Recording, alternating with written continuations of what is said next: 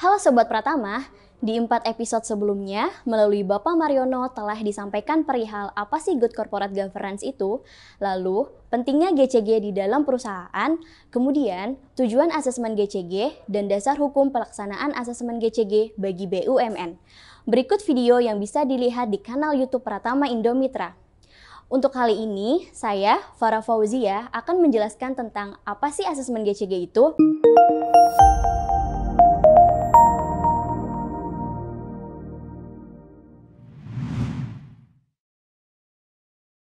Asesmen GCG adalah penilaian terhadap implementasi GCG. Asesmen GCG ini merupakan hal yang sangat penting dalam pengelolaan praktik-praktik GCG di perusahaan. Pelaksanaan asesmen GCG secara berkala diharapkan mampu menghasilkan gambaran peta praktik GCG di perusahaan yang dapat diperbandingkan dari waktu ke waktu sehingga hal yang sudah ataupun yang belum dilakukan dapat diketahui. Dengan demikian, praktik-praktik yang sudah dilakukan dan sejalan dengan GCG dapat ditingkatkan kualitas pelaksanaannya. Sedangkan, kelemahan-kelemahan yang ada dapat segera diperbaiki agar pelaksanaan GCG dapat menjadi landasan operasional perusahaan. GCG diharapkan mampu menjadi value driver bagi penciptaan nilai tambah perusahaan, tidak hanya bagi pemegang saham perusahaan, tetapi juga bagi pihak-pihak berkepentingan lainnya.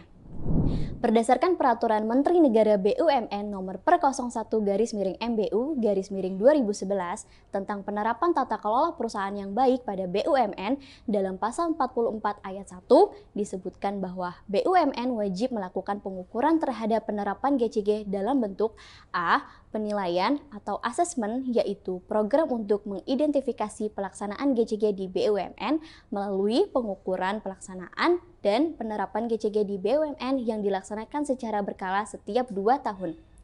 B. Evaluasi, review, yaitu program untuk mendeskripsikan tindak lanjut penerapan GCG di BUMN yang dilakukan pada tahun berikutnya setelah penilaian sebagaimana dimaksud pada huruf A yang meliputi evaluasi terhadap hasil penilaian dan tindak lanjut atas rekomendasi perbaikan.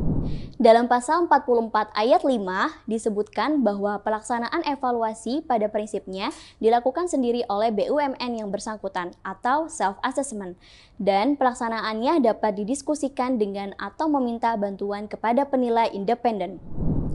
Berdasarkan dasar hukum tersebut, asesmen GCG dilakukan melalui 2 cara atau pendekatan, yaitu yang pertama self-assessment dan yang kedua external assessment. Pendekatan pertama yakni self-assessment GCG bagi industri perbankan berpedoman pada ketentuan BI yakni sebagai berikut. Pertama, Peraturan Bank Indonesia Nomor 8-14-PBI-2006 tentang pelaksanaan GCG bagi bank umum. Kedua, Surat Edaran Bank Indonesia Nomor 15-15-DPNP tentang pelaksanaan GCG bagi bank umum.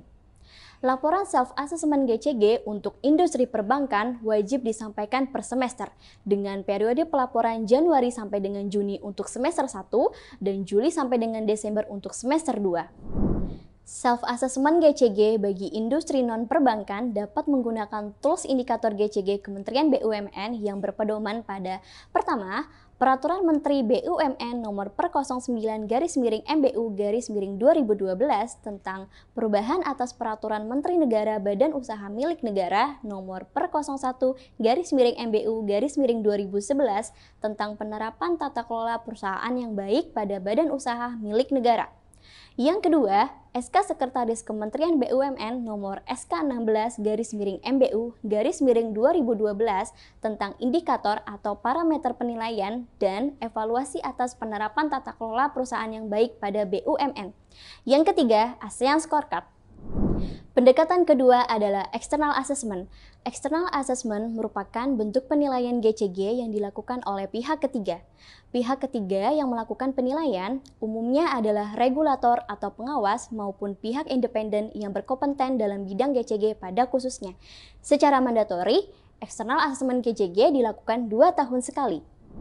Itulah penjelasan tentang asesmen GCG. Jika kamu tertarik untuk mempelajari lebih banyak tentang GCG, kamu juga bisa kirimkan pertanyaan kamu ke sosial media PT Pratama Indomitra Konsultan. Saya, Farah Fauzia dari Divisi GCG PT Pratama Indomitra Konsultan. Sampai berjumpa di episode berikutnya tentang pendekatan metodologi asesmen GCG dan scoring.